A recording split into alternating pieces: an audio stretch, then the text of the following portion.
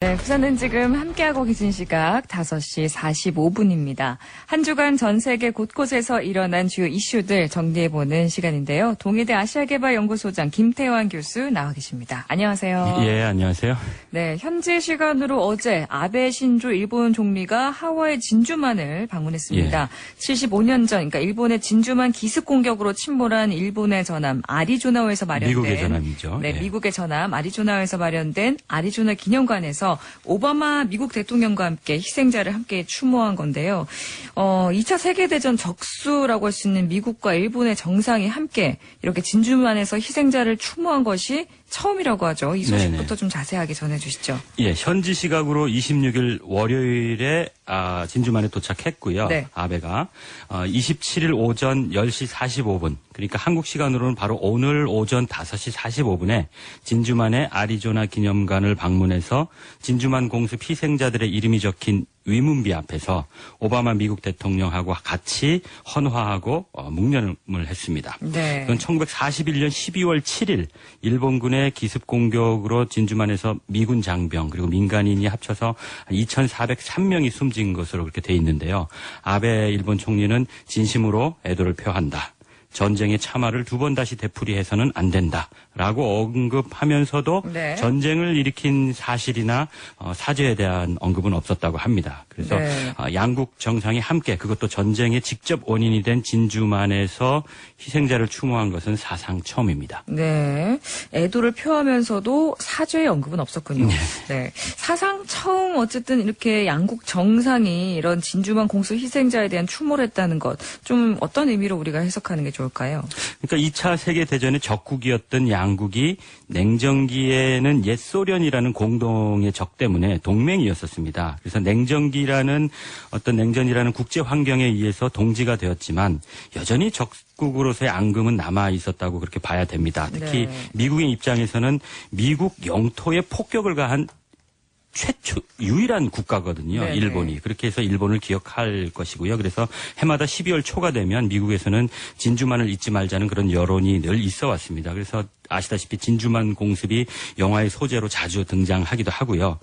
그런 미국과 일본이 감춰진 그런 앙금을 모두 털어버리고 진정한 동맹이 되었음을 미국과 일본 양국 내외에 선언하는 그런 모습으로 저는 해석을 하고요. 네. 이에 앞서서 올 5월에 오바마 대통령도 일본의 히로시마 평화공원을 방문했거든요. 그래서 원폭 피해자를 아베 수상과 함께 또 추모한 일이 있습니다. 이것은 양국 정상이 올해 오바마의 임기 내에 양국의 관계를 좀 한 차원 더 심화된 단계로 발전시키고자 하는 어떤 그런 의기투합이 이루어낸 것이라고 저는 생각을 하고 있습니다. 네. 자, 그런데 이번 아베 수상과 오바마 대통령의 진주만 공동 추모에 대해서 네. 양국 여론도 역시 이제 찬반으로 좀 나뉜다고 하는데요. 네네, 맞습니다. 참 오바마 대통령이 임기를 마무리하는 시점에서 지금도 현재 뭐 미국과 일본 동맹 관계, 양국 관계를 매우 좋은 상황에서 그러네요. 예. 한 차원 심화된 관계를 좀 추가할 필요가 과연 있는 건가요? 그만큼 미국이 중국에 대한 견제 의식이 강하다고 그렇게 한마디로 말씀드릴 수 있고요. 사실 아베의 진주만 방문을 반대하는 입장에서는 전쟁에 대한 사과도 없고 단순히 희생자를 추모하는데 오바마 대통령이 옆에 있는 거는 2차 대전의 책임이 일본에 있다는 그런 전제에서 구축된 전후 세계 질서에 역행하는 것이라는 것이 그 명분이거든요. 더욱이 네.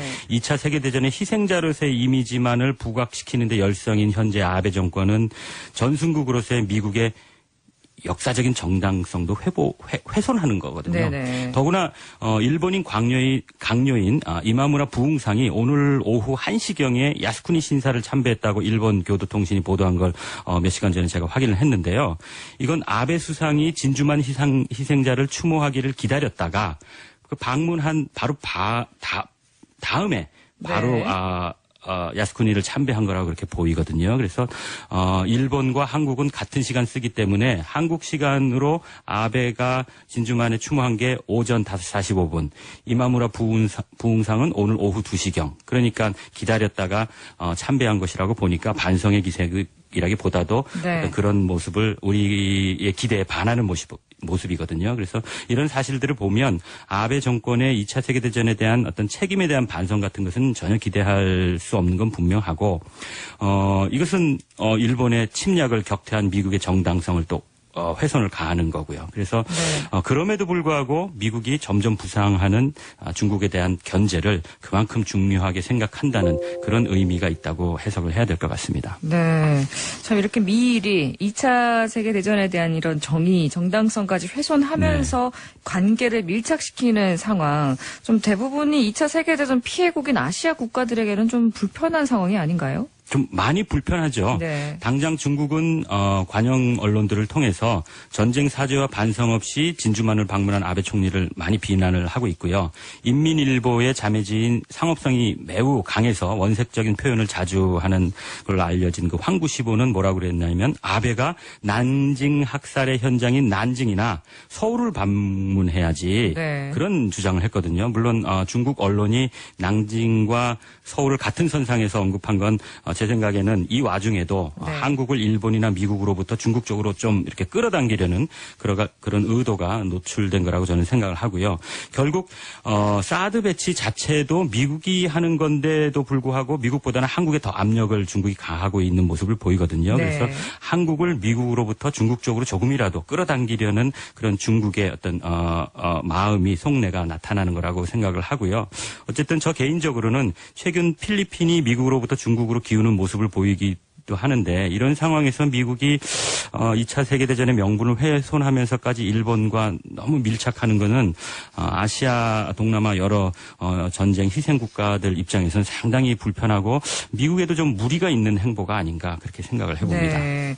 참 이 미국과 중국 사이에서 참 자유로울 수 없는 한국의 상황인데 참 우리 입장도 참 어려운 상황이네요. 네. 그렇죠. 그렇지만 라이벌인 강대국 사이에서 한쪽을 분명하게 선택하는 것은 매우 낮은 수준의 외교고요. 예. 보통은 어느 쪽으로 기울어 있다는 것을 양쪽에게 분명히 보여주어서 이쪽보다는 저쪽에 더 가깝다는 것을 사실로서 양쪽에 받아들이게 하는 게 중요합니다. 그렇게 되면 양쪽 국가들도 우리에 대해서 포기할 거는 포기하고 요구할 것은 요구하게 됩니다. 다시 말씀드리면 협상할 여지가 생긴다는 것이죠. 네. 그런데 한국의 경우는 물론 당국자들이 잘 하고 있지만 제가 보기에는 좀 아쉬운 게 중국에게 한국이 중국으로 넘어갈 수도 있다는 그런 헛된 기대를 너무 심어주는 게 아닌가 그런 생각을 합니다. 그렇게 왜요? 되면 중국은 한국이 감당하기 어려운 것들 점점 자꾸 요구하게 되거든요. 비유를 네. 들자면 중국이 정말 절친이지만 북한 문제, 핵 문제를 가지고 있는 한국으로서는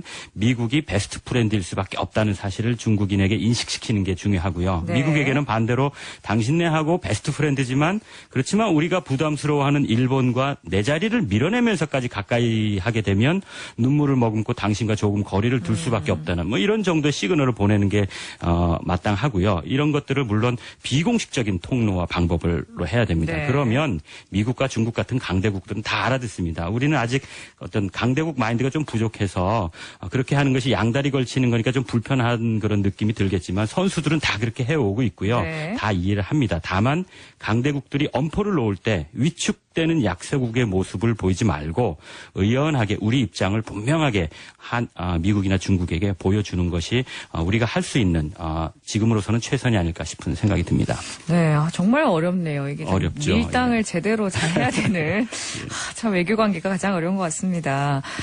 마지막으로요. 지난주에 저희가 그 러시아 터키 대사가 현직 터키 경관에게 총격을 예. 받아 살해된 사건 예, 그때 예. 말씀을 드렸는데요. 근데 알고 보니까 이 순진 이 카를로프 대사가 한국통이라고요. 이 소식도 좀 자세하게 전해주시죠. 그럼요. 예. 우리 언론에서는 크게 부각되지 않고 있는데 사실은 카를로프 대사는 한국어와 문화에 아주 정통한 러시아에서 보기 드문 한국통 네. 인재였었습니다. 한국 입장에서는 좀 큰 손실이 되었는데요. 40년 경력의 정통 러시아 직업 외교관이고요.